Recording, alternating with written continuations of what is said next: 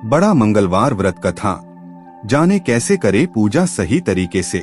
नमस्कार मित्रों, आज मैं आपको एक ऐसी कथा सुनाने जा रहा हूँ जो सदियों पुरानी है, जो हमारे पूर्वजों ने अपने हृदय में सहेज कर रखी है और जो आज भी उतनी ही सत्य है जितनी हजारों साल पहले थी। यह कथा है बड़े मंगलवार के व्रत की, हनुमान जी की भक्ति की, उनकी करुणा की, उनकी शक्ति की। यह कथा सिर्फ एक धार्मिक आख्यान नहीं है, यह जीवन का सार है, यह सत्य का दर्पण है। तो आंखें बंद कीजिए, मन को स्थिर कीजिए और इस कथा को सिर्फ कानों से नहीं, अपने हृदय से सुनिए। नमस्कार प्रिय दर्शकों, आप सभी का स्वागत है आपके अपने चैनल सनातन लीला में। मित्रों, आज हम आपके लिए एक नई कथा और एक विशेष वीडियो लेकर आए हैं। आज की कहानी ज्ञान, आस्था और प्रेरणा से भरपूर है। कथा आरंभ करने से पहले आपसे एक छोटा सा अनुरोध है। धार्मिक ग्रंथों में माना गया है कि कथा को बीच में छोड़ देना शुभ नहीं होता, इसलिए इसे अंत तक अवश्य सुनें। और यदि आपके हृदय में अपनी माँ के लिए सच्चा सम्मान और प्रेम है तो इस वीडियो को लाइक करें, चैनल को सब्सक्राइब करें और कमेंट में माँ लिखकर अपना आशीर्वाद जरूर दें।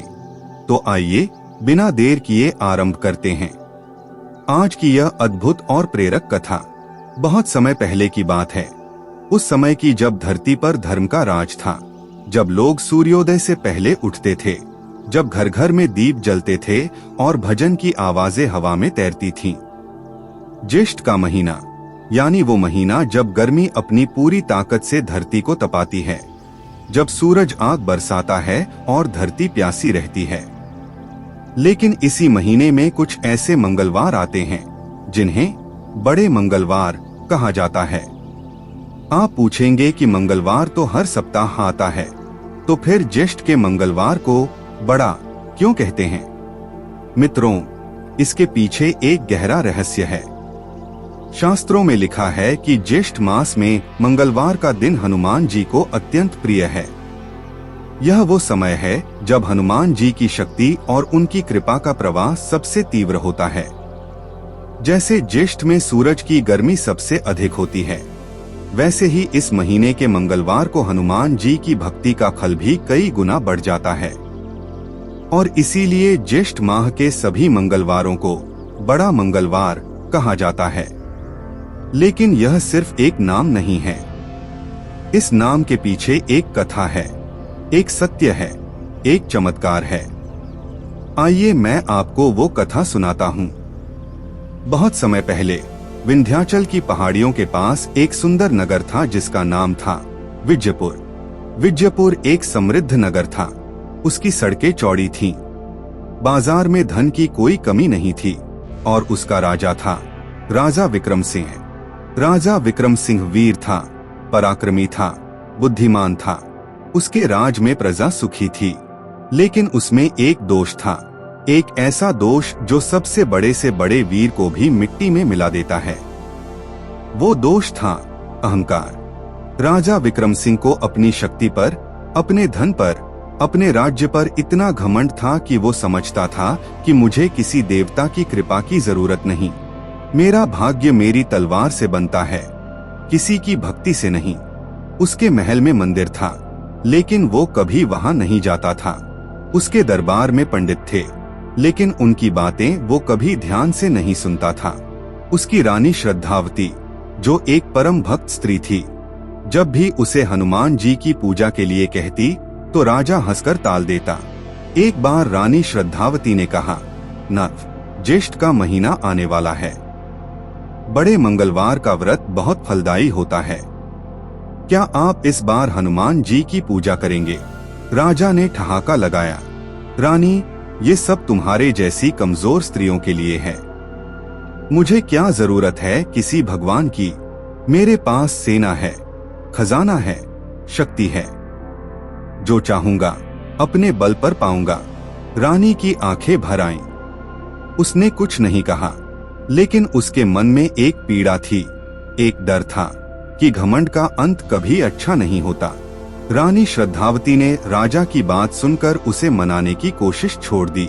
लेकिन उसने खुद व्रत रखने का निश्चय किया। ज्येष्ठ के पहले मंगलवार को रानी सूर्योदय से पहले उठी।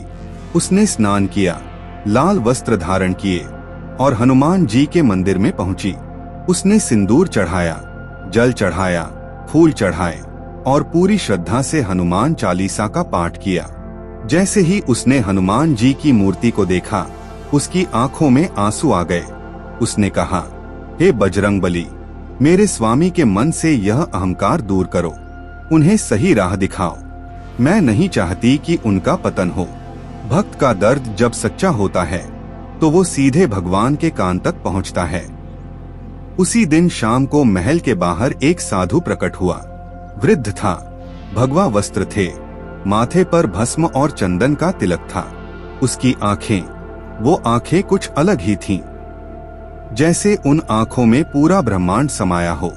साधु ने द्वारपाल से कहा, जाओ, राजा को बताओ कि एक साधु आया है, उसे राजा से जरूरी बात करनी है। द्वारपाल ने राजा को खबर दी। राजा ने थोड़ी देर सोचा।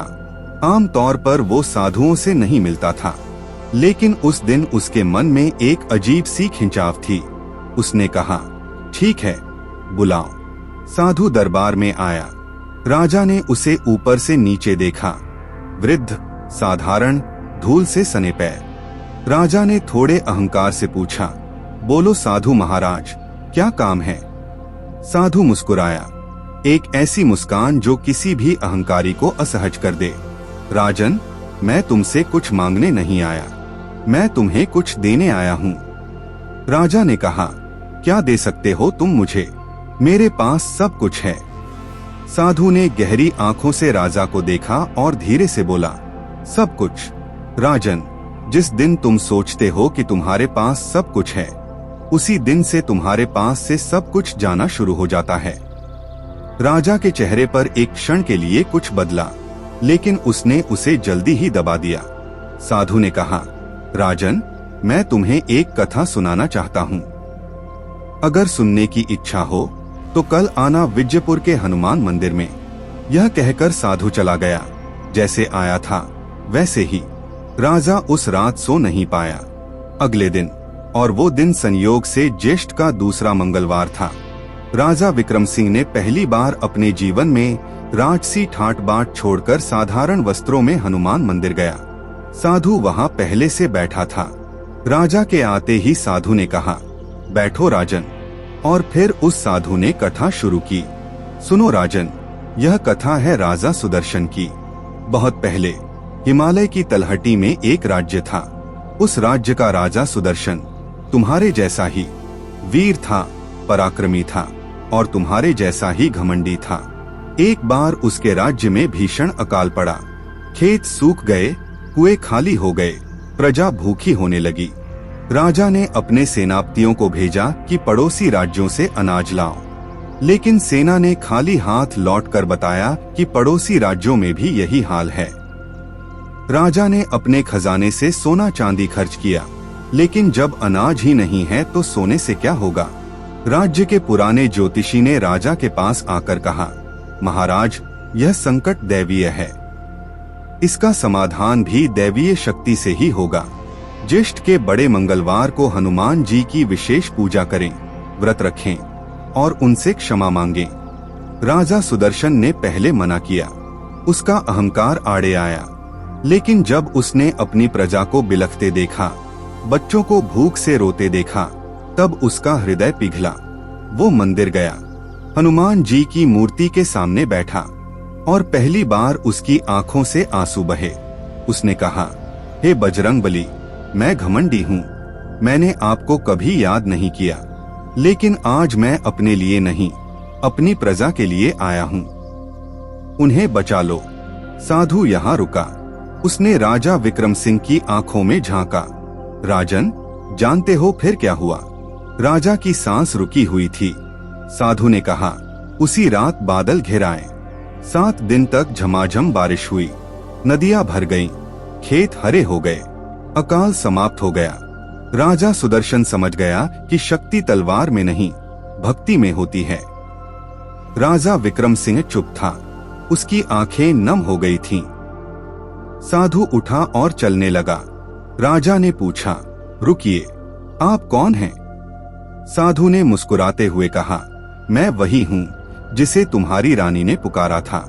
जय श्री राम। और साधु अदृश्य हो गया। राजा वहीं हनुमान जी की मूर्ति के सामने घुटनों पर बैठ गया। उस दिन के बाद राजा विक्रम सिंह बदल गया। उसने उसी ज्येष्ठ के बड़े मंगलवार से व्रत आरंभ किया और फिर वो प्रत्येक ज्येष्ठ मास में बड़े मंगलवार का व्रत रखने लगा। मित्रों, अब मैं आपको बताता हूँ कि यह व्रत कैसे किया जाता है, विधि क्या है, नियम क्या है और क्या सावधानियां रखनी चाहिए।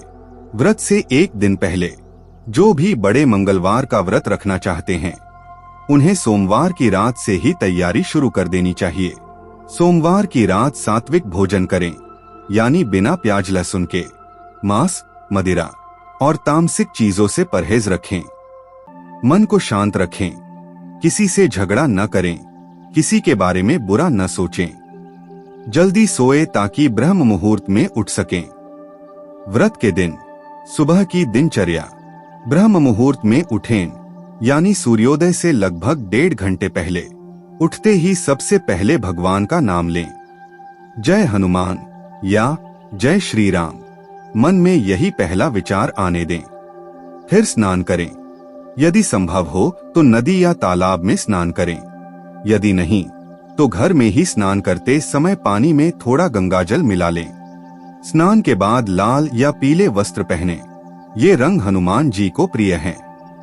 पूजा का स्थान, पूजा घर के मंदिर में हो सकती है या हनुमान जी के मंदिर में जाकर भी की जा सकती है। जो लोग मंदिर जाते हैं उनके लिए यह और अधिक फलदायी है। पूजा स्थल को साफ करें। एक लाल कपड़ा बिछाएं। हनुमान जी की मूर्ति या तस्वीर स्थापित करें। पूजन सामग्री, सिंदूर, यह हनुमान जी को अत्यंत प्रिय है। उन्हें सिंदूर चढ़ाने का विशेष महत्व है। लाल फूल, गुड़हल के फूल सबसे उत्तम हैं। चमेली का तेल, हनुमान जी के चरणों में यह तेल चढ़ाएं। पान का पत्ता और सुपारी, नारियल, मोदक, बताशा या लड्डू, हनुमान जी को मीठा प्रसाद प्रिय है। तुलसी के पत्ते, धूप, दीप, कपूर, जल से भरा कलश। पूजा की विधि, सबसे पहले आचमन करें, यानी हाथ में जल लेकर 3 बार ओम बोलकर पिए। फिर गणेश जी का स्मरण करें। कोई भी पूजा गणेश जी के स्मरण के बिना अधूरी है। फिर हनुमान जी का आवाहन करें, यानी उन्हें बुलाएं। मन में सोचें कि हनुमान जी यहाँ पधार रहे हैं। उन्हें जल अर्पित करें, सिंदूर चढ़ाएं और जब चढ़ाएं तब मन में यह भावना रखें कि यह सिंदूर प्रेम का प्रतीक है, शक्ति का प्रतीक है। चमेली के तेल से उनका अभिषेक करें। फूल चढ़ाएं, धूप दीप जलाएं, भोग लगाएं, लड्डू या मोदक। मंत्र जाप, पूजा के दौरान इन मंत्रों का जाप करें। ओम हनुमते नमः, यह सबसे सरल और प्रभावशाली मंत्र है। ओम नमो भगवते आंजनेयाय महाबलाय स्वाहा, यह मंत्र शक्ति और साहस के लिए है। हनुमान चालीसा का पाठ करें, कम से कम 1 बार, यदि संभव हो तो 3 बार करें। बजरंग बाण का पाठ करें। व्रत के नियम, व्रत के दिन निर्जला या फलाहार व्रत रखें। झूठ न बोलें, किसी का बुरा न सोचें, क्रोध न करें, घर में कलह न करें, ब्रह्मचर्य का पालन करें, किसी जरूरतमंद को भोजन या कपड़े दान करें। शाम को फिर हनुमान जी की आरती करें और प्रसाद वितरित करें। रात को हनुमान चालीसा पढ़कर सोए। राजा विक्रम सिंह ने जब पहली बार यह व्रत किया तो उस रात उसे एक सपना आया। सपने में उसने देखा कि वो एक अंधेरी घाटी में खड़ा है। चारों तरफ अंधेरा था, एक दिया भी नहीं था और वो अकेला था।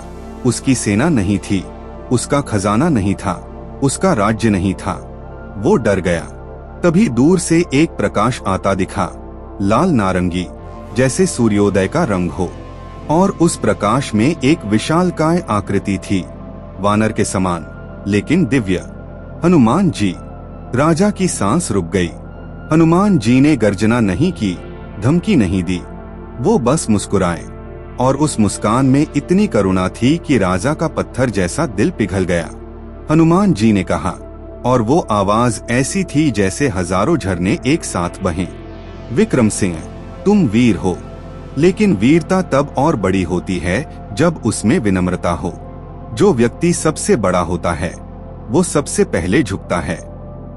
मैं तुम्हारे पास बहुत पहले आना चाहता था, लेकिन तुमने मुझे कभी बुलाया नहीं। आज तुम्हारी रानी ने बुलाया, इसलिए मैं आया। राजा ने आंसुओं से भरी आंखों से पूछा, प्रभु, मैंने इतने वर्ष बर्बाद कर दिए, अब क्या होगा? हनुमान जी ने कहा, जो बीत गया वो बीत गया, पश्चाताप करो, लेकिन उसमें डूबो मत। जो समय बचा है उसे भक्ति में लगाओ, अपनी प्रजा की सेवा करो और हर ज्येष्ठ के बड़े मंगलवार को मुझे याद करो। मेरा वचन है, जो इस व्रत को श्रद्धा और विश्वास से करेगा, मैं उसके जीवन में हमेशा उसके साथ रहूंगा। उसका संकट दूर होगा, उसके घर में सुख आएगा और उसके मन को शांति मिलेगी। राजा की नींद खुली, उसकी आंखों से आंसू बह रहे थे, लेकिन चेहरे पर एक अजीब सी शांति थी। वो शांति जो तब आती है जब इंसान अपना अहंकार छोड़ देता है। मित्रों, एक पल के लिए रुकिए और सोचिए, हनुमान जी आखिर हैं कौन?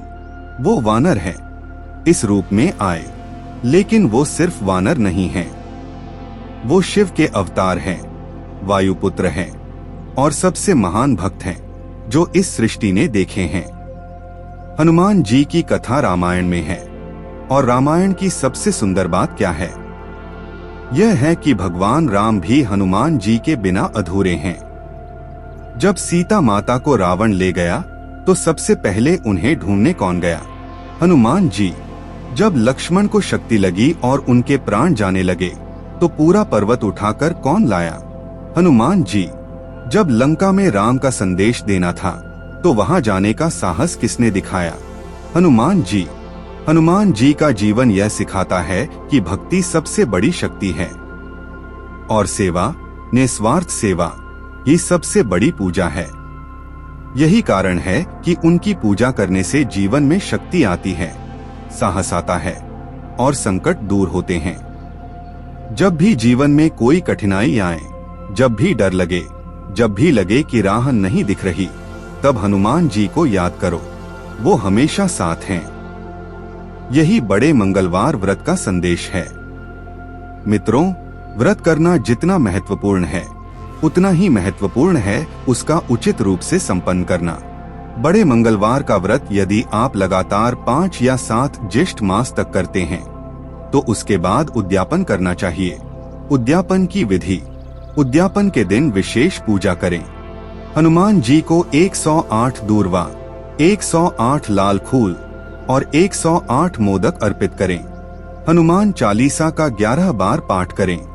किसी ब्राह्मण को भोजन कराएं और दक्षिणा दें। गरीबों को वस्त्र और भोजन दान करें। मित्रों, व्रत के अंत में आरती का विशेष महत्व है। आरती करते समय मन पूरी तरह हनुमान जी में लीन होना चाहिए। आरती की लौ जब जलती है तो वो सिर्फ दिया नहीं जलता, हमारे मन का अंधकार भी जलता है। हमारी चिंताएं, हमारे डर, हमारा अहंकार सब उस लौ में समाहित हो जाता है।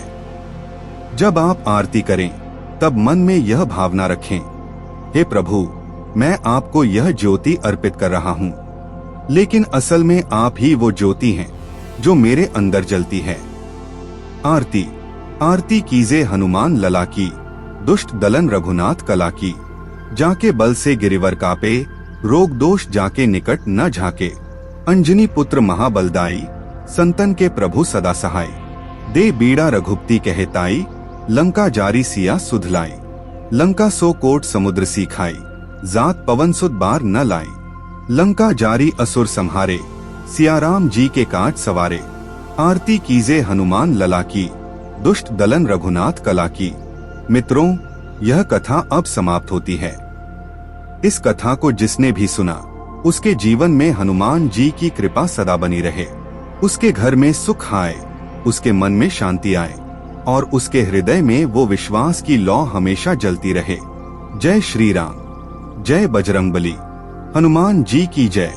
बड़े मंगलवार की जय।